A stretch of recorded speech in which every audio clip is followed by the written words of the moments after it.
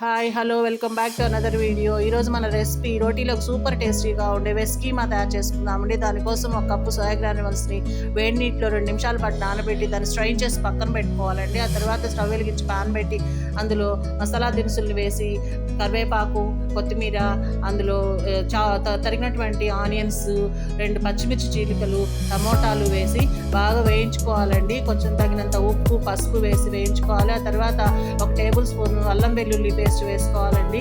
దాన్ని బాగా వేయించుకున్న తర్వాత దానిలో 1 స్పూను ధనియా పౌడర్ వేసుకోవాలి.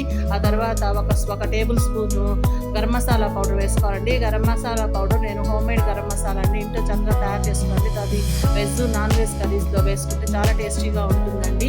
అవన్నీ వేసుకున్న తర్వాత కొంచెము నిమ్మరసం అందులో పిండుకోవాలండి.